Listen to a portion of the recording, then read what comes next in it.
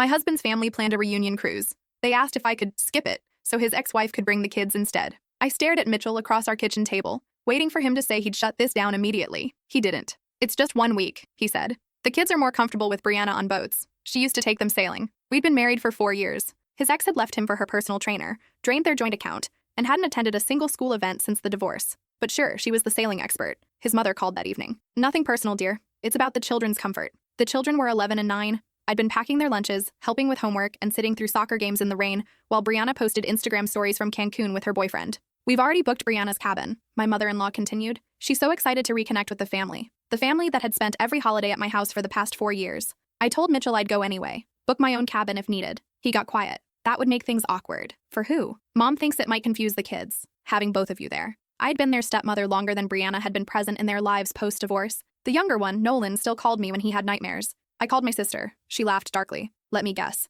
They want the Instagram perfect blended family moment without the actual blended family." She'd dealt with similar dynamics in her own marriage. "What are you going to do?" I didn't know yet, but I wasn't going to disappear quietly. The cruise was in 10 days. I watched Mitchell pack, his mother texting him updates about Brianna's arrival time and which deck activities they'd planned. Not once did he suggest I come. Not once did he tell his mother this was wrong. On the morning they left, I helped the kids load their suitcases into Mitchell's car. Nolan hugged me tight. "Wish you were coming," he whispered. "Dad said you had to work." I looked at Mitchell. He wouldn't meet my eyes. I waited until their ship departed. Then I called my lawyer and my dad. Dad had always said something felt off about Mitchell's family, the way they still kept Brianna's photos up, how they'd slip and call her by name when talking about family plans. My lawyer listened to everything. "Document all of this," she said. "Every text, every call, every exclusion." That week, I changed our joint account to require dual signatures for large withdrawals. I backed up 4 years of photos showing me at every school event, every birthday, every milestone. I contacted the kids' teachers and coaches, asking for letters confirming my involvement. By day 5, I'd filed for legal separation. But those 7 days were harder than I expected.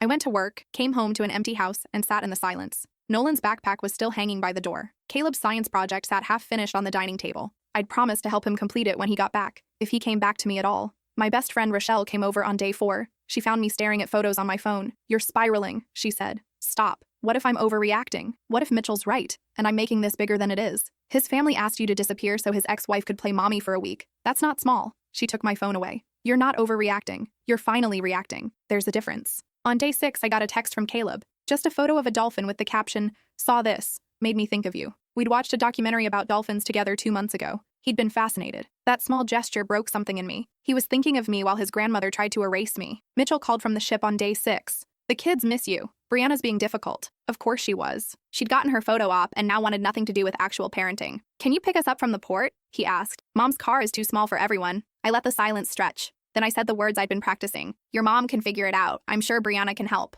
Before he could respond, I added, "Also, check your email. My lawyer sent you something." The line went quiet. Then, "What did you do?" "Everything they taught me to do, actually. Protect myself. Set boundaries. Stop being invisible in my own marriage. We'll talk when you get back," I said. "If you get back to an empty house, you'll know I'm done." I hung up before he could respond. My phone exploded with messages. Mitchell's mother called me selfish and manipulative. His sister said I was overreacting. Mitchell sent 15 texts ranging from apologetic to accusatory. I turned off my phone and went to my dad's house. That night, I got a call from an unknown number. The voice was female, hesitant. "Is this Mitchell's wife?" It wasn't Brianna. "Who is this?" I asked. "My name is Gabrielle. I'm Brianna's sister." I'd never met her. Didn't even know Brianna had a sister. "I need to talk to you about what's happening on that cruise." My stomach dropped. "What do you mean?" She took a deep breath. "Brianna's been planning something. She's trying to get Mitchell back. That's why she agreed to this whole reunion thing. She thinks if she can prove she's still part of the family, she can convince him to reconcile." I sat down hard on my dad's couch. "Mitchell knows this?" "I don't think so, but his mother does. She's been helping Brianna plan it for months."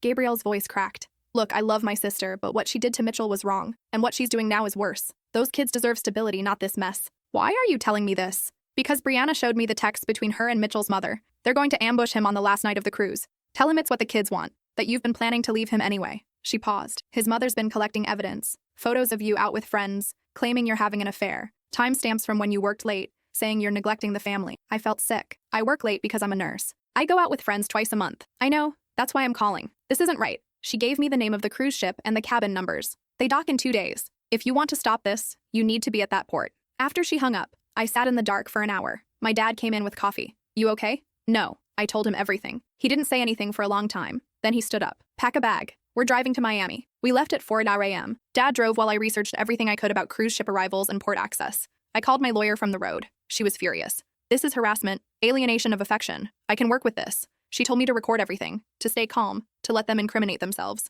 We arrived at the port 6 hours before the ship was scheduled to dock. I was exhausted, angry, and terrified. What if Mitchell had already agreed to reconcile? What if the kids hated me for causing this disruption? What if I was too late? My dad bought us breakfast at a cafe near the terminal. Your mother would have handled this differently, he said quietly. Mom had died when I was 22, long before I'd met Mitchell. She would have shown up with a bullhorn and a lawyer. He smiled sadly. But she also would have been proud of you for standing up for yourself. The ship appeared on the horizon just after noon, massive and white, gliding toward the port like it had all the time in the world. My hands were shaking. Dad squeezed my shoulder. You ready? I wasn't, but I nodded anyway. The disembarkation process took forever. Families poured off the ship, sunburned and loaded with luggage. I stood near the main exit, scanning faces. Then I saw them. Mitchell's mother first, imperious in a designer sundress. His sister beside her, pushing a luggage cart. Then Brianna, looking irritatingly tanned and relaxed. The kids walked between them, and my heart cracked when I saw Nolan's face. He looked miserable. Mitchell came last, his phone pressed to his ear. He was arguing with someone. Then he looked up and saw me. He stopped walking so abruptly that his sister nearly crashed into him. His mother followed his gaze, and her expression went from surprise to fury in half a second.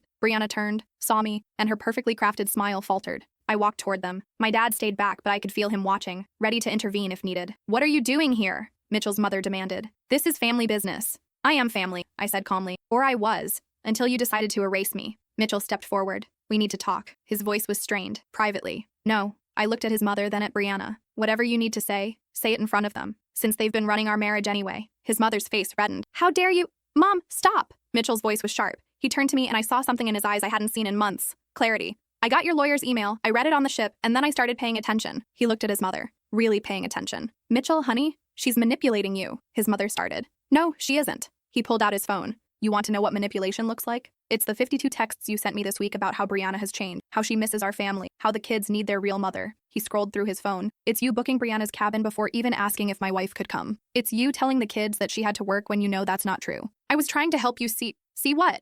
That my ex-wife who abandoned us suddenly wants to play house again? Mitchell's voice rose. That the woman who's been raising my children for 4 years doesn't matter? Brianna stepped forward. Mitchell, please. I made mistakes, but I'm ready now. I'm better. Don't you remember what we had? I remember what we had, he said quietly. I also remember finding you in our bed with someone else. I remember you taking $30,000 from our savings. I remember you missing Nolan's birthday because you were in Cabo. He looked at me. And I remember who was there when I fell apart, who helped me become a better father, who loves those kids like they're her own. Nolan broke free from his grandmother and ran to me. I caught him and he buried his face in my shoulder. I told Dad you didn't have to work. I told him you'd want to come. But Grandma said, he trailed off. It's okay, I whispered, even though it wasn't. Mitchell's sister finally spoke. Maybe we should all just calm down and discuss this rationally. There's nothing to discuss, I said. I looked at Mitchell. I filed for separation, not because I don't love you, but because I won't be invisible anymore. I won't be the woman your family tolerates while they wait for Brianna to come back. I don't want her back, Mitchell said. I want you. I've always wanted you. He glared at his mother. And if you can't accept that, if you can't treat my wife with basic respect, then we're done. All of us. His mother gasped. You don't mean that. I do. He was crying now, and I'd never seen him cry before. I've spent 4 years trying to keep everyone happy, trying to blend families and make peace. But I failed the one person who never asked me to choose. He looked at me. I'm choosing now. I'm choosing you. Brianna made a sound like a wounded animal. This is insane. Those are my children. Then act like it, I said. My voice was steady despite the chaos in my chest. Show up to their games, help with homework, know their teachers' names, be their mother instead of posting about being their mother. I stepped closer. You had 4 years to do that. You didn't. So don't stand here and blame me for filling a void you created. She slapped me. The crack echoed across the terminal. Nolan screamed. My dad started forward, but I held up a hand. I touched my stinging cheek and smiled. Thank you. For what? Brianna looked confused. For making this easy. I pulled out my phone. My dad had been recording from 20 feet away just in case. That's assault in front of witnesses, including your children. I looked at Mitchell. Your lawyer's going to love this. Mitchell's mother grabbed Brianna's arm. We're leaving. This is ridiculous. She looked at Mitchell with pure venom. When you come to your senses, don't bother calling. You've made your choice. She dragged Brianna toward the exit, his sister following reluctantly. We stood there in silence. Nolan was still clinging to me. His older brother, Caleb, approached slowly. Are you really leaving, Dad? He asked me. I don't know, I said honestly. That depends on your dad. Mitchell knelt down so he was eye level with both kids. I messed up. I let Grandma and Aunt Patricia and your mom treat someone very important to me badly. I didn't stand up for her when I should have. He looked at me over their heads. I'm sorry. I'm so sorry. I need more than sorry, I said. I need boundaries, real ones. I need to know that your family can't just erase me whenever they feel like it. They won't get the chance. He stood up. We're done with family cruises, done with holidays that require you to prove yourself, done with all of it. He took a shaky breath. If they can't accept you, they don't get access to us. Mitchell, those are your kids' grandparents. And they just spent a week trying to destroy their stepmother, the woman who tucks them in at night and checks their homework and shows up to everything. His jaw was tight. Actions have consequences. They need to learn that. My dad finally approached. Son, that's a big decision. Don't make it out of anger. I'm not. Mitchell extended his hand. I'm making it out of love. For my wife, for my kids, for the life we built that I almost let them destroy. We went home separately. Mitchell needed time with the boys, and I needed space to think. My lawyer called that evening. The video is perfect. We can use Brianna's assault to strengthen your position, but are you sure you want to proceed with a separation? I don't know, I admitted. He said the right things, but he's said things before. Then take your time. The papers are filed. The ball's in his court. I stayed at my dad's house for 4 more days. Mitchell texted constantly. Updates about the kids, apologies, promises. He sent photos of dinner he'd cooked, homework he'd checked, bedtime stories he'd read, trying to show me he could handle it without me, or maybe showing me how much he needed me. I wasn't sure which. On the 3rd night, Caleb called me directly. Dad's crying again, he said quietly. In his room, he thinks we can't hear him. I'm sorry, buddy. Is it because of Grandma? Because of what she did? His voice was small. Nolan says Grandma was mean to you, that she wanted Mom to come back instead. I closed my eyes. Your grandma and I have different ideas about what family should look like. I like our family better with you in it, he said. Mom's nice sometimes, but she forgets about us. You don't forget. That conversation broke me. On the 5th day, Mitchell showed up at my dad's door with a folder. Can we talk? We sat on the porch. He handed me the folder. Inside were printed emails. These are from the past 2 years, between my mother and Brianna. They've been planning this reconciliation for a long time. He looked sick. My mother told Brianna that you were just a phase, that once I saw her with the kids again, I'd remember what we had. I read through them. The manipulation was breathtaking. Brianna's financial troubles, his mother's promises to help if she played along, detailed plans about the cruise, the ambush, the Instagram posts designed to make them look like a reunited family. She paid for Brianna's cabin, Mitchell said, and she promised to give her $15,000 if she could convince me to divorce you. He ran his hands through his hair. I had no idea. I swear I had no idea. You should have known something was wrong when they asked me to skip a family event. You're right. I should have. He pulled out another paper. This is a letter I wrote to my mother. I'm not sending it. I'm reading it to you instead. He cleared his throat. Dear Mom, I'm writing this because I need you to understand that your behavior toward my wife has been unacceptable. You undermined my marriage, conspired with my ex-wife, and taught my children that manipulation is how families operate.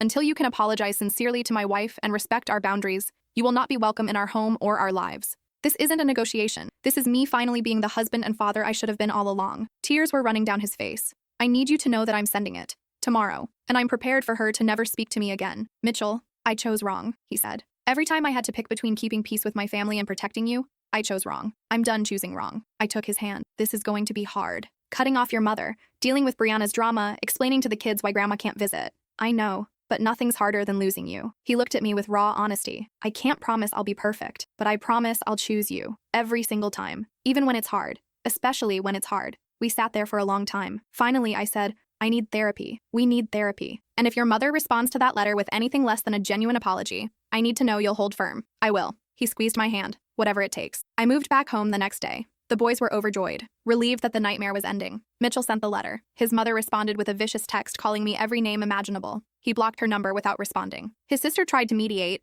but when she suggested we'd overreacted, Mitchell told her the same boundaries applied to her. Brianna's lawyer sent a letter demanding increased custody, claiming the cruise proved she was capable of co-parenting. My lawyer responded with the assault video and emails showing the manipulation. Brianna backed down fast. The hardest part was watching Mitchell grieve his family. He'd put up with their toxicity for so long that losing them felt like losing a limb. But he never wavered. When his mother showed up at our house unannounced, he told her to leave. When she sent presents for the kids with notes about how much she missed them, he returned them unopened. The first therapy session was brutal. Our counselor, Dr. Hammond, didn't pull punches. You enabled your family's mistreatment of your wife for 4 years, he told Mitchell bluntly. That's a long time to be complicit. Mitchell sat there taking it, nodding, accepting responsibility in a way I'd never seen before. I thought if I could just keep everyone happy, it would work out, Mitchell said. I thought my mom would eventually come around, but she didn't, Dr. Hammond said. And in the meantime, your wife was being systematically excluded and devalued. How did that serve your marriage? It didn't. Mitchell looked at me. It almost destroyed it. We had sessions twice a week for the first month, learning to communicate, to recognize patterns, to understand how deeply Mitchell's need for his mother's approval had compromised our relationship. I had my own work to do too, learning to speak up earlier, to not accept crumbs, to value myself enough to demand better. You stayed quiet for 4 years, Dr. Hammond pointed out. Why? I thought if I was patient enough, proved myself enough, they'd accept me. I laughed bitterly. I thought the problem was me. The problem was never you. 6 months later, we were making real progress. Mitchell had started standing up for me in small daily ways I hadn't even noticed were missing before. When his coworker made a joke about his ex-wife, Mitchell shut it down instead of laughing awkwardly. When someone asked about his family drama, he said clearly, My mother disrespected my wife. We're no longer in contact. No excuses, no justification. The kids were adjusting. Nolan asked about Grandma less frequently. He'd started calling me mom sometimes, then catching himself and apologizing. You don't have to apologize, I told him. Call me whatever feels right. Caleb was angrier, acting out at school, getting into fights. We got him into therapy too. I'm mad at Grandma, Caleb told his therapist. She made everything bad. Dad was sad all the time, and she tried to make Mom leave. He still called me Mom, even in front of Mitchell. Brianna had objected once.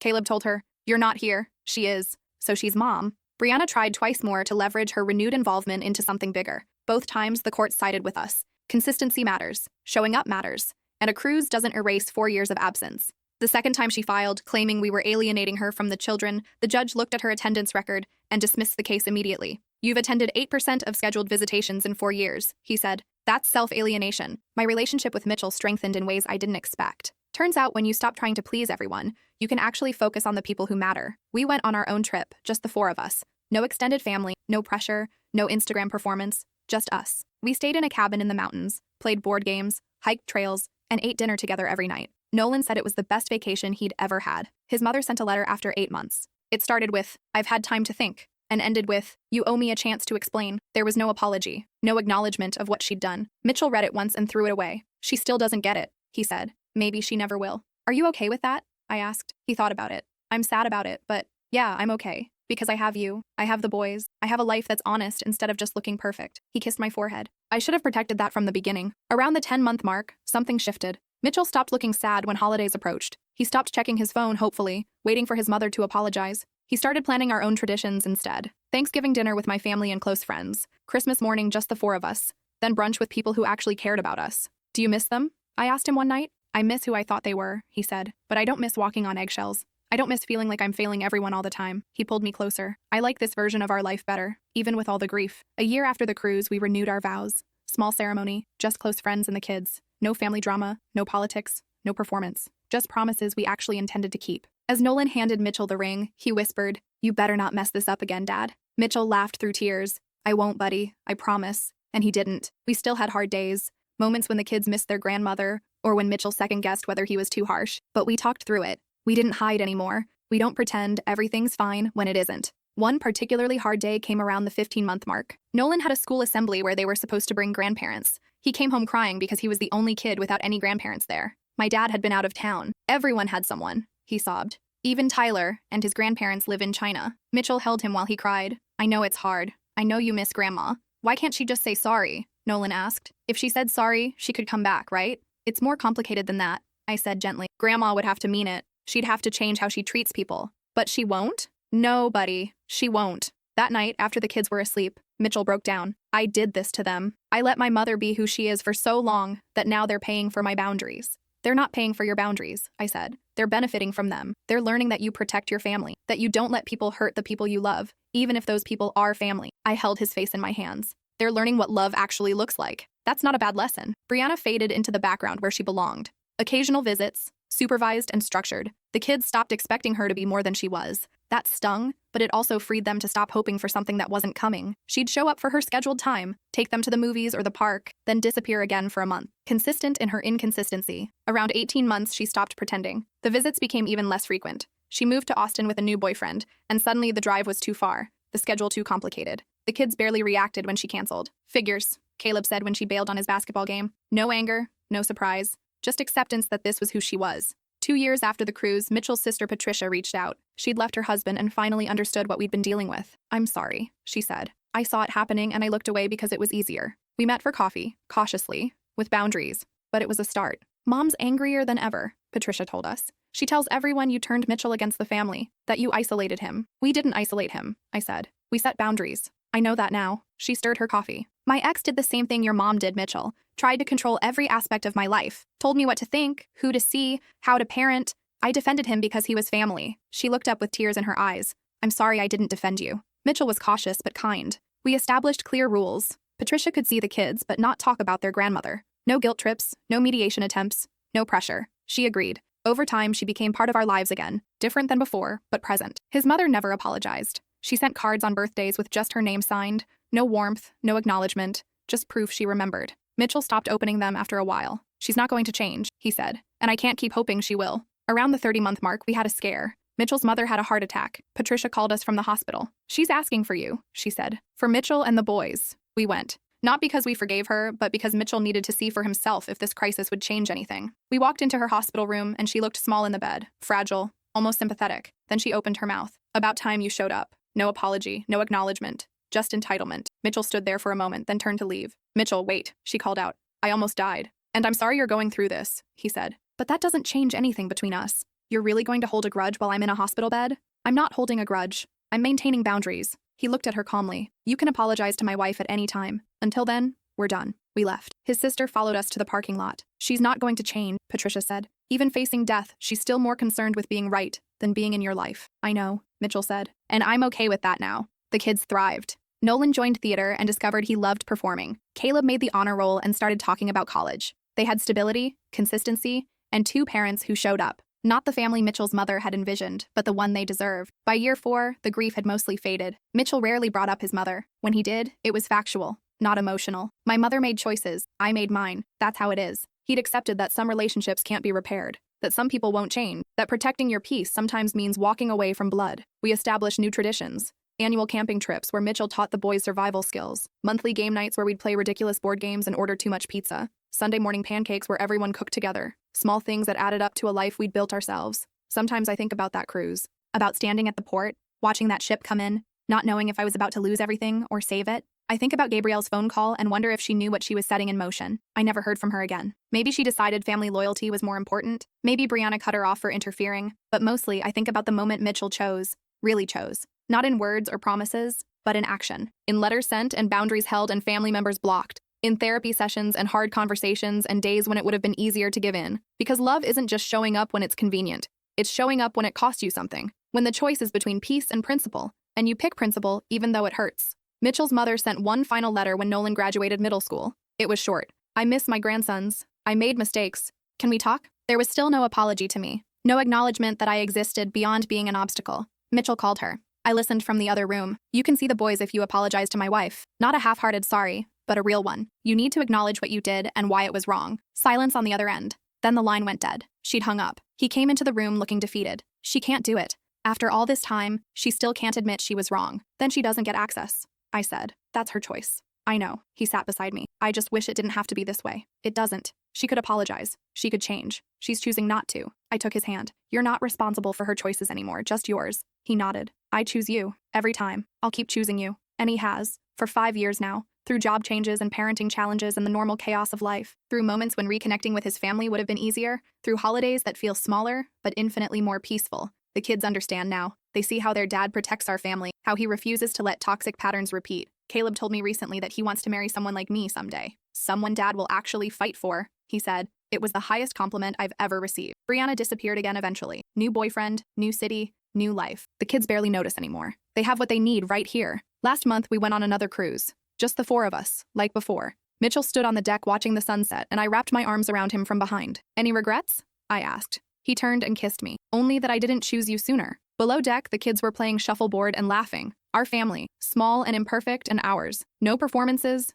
no pretense. Just people who showed up for each other. Who kept showing up even when it was hard. That's what Mitchell's mother never understood. Family isn't about blood or obligation or maintaining appearances. It's about choosing each other, day after day, choice after choice. And every morning, Mitchell still chooses me. In small ways and big ones. In coffee made without asking and therapy appointments kept. In boundaries maintained and promises honored. In the life we built after I refused to stay invisible. Sometimes people ask how we made it through. How we recovered from that level of family betrayal. The answer is simple and complicated all at once. We stopped trying to fix people who didn't want to be fixed. We stopped sacrificing our peace for other people's comfort. We chose each other over everyone else. And we keep choosing. Every single day. That's the real story. Not the dramatic confrontation at the port or the letters sent or the boundaries drawn. It's the daily decision to build something honest instead of something that just looks good from the outside. It's knowing that family isn't who you're born to. It's who shows up, who stays, who fights for you when it would be easier to walk away. Mitchell fought for me, for us. And I stayed because he proved that the words meant something. That sorry came with action. That choosing me wasn't just something he said, but something he did, over and over.